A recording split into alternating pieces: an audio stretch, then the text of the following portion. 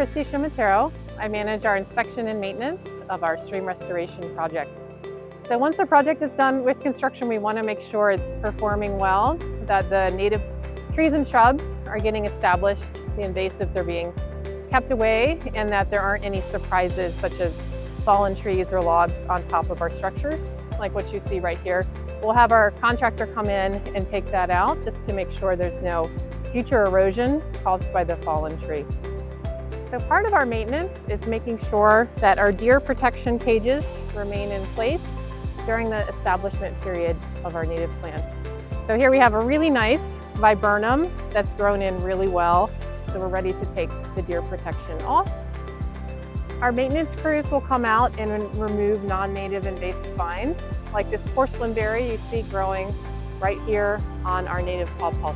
They'll manually remove it, or in some cases use an aquatic safe herbicide if needed.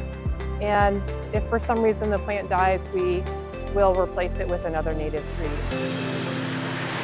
Learn more by visiting our website, montgomerycountymd.gov/streamrestoration.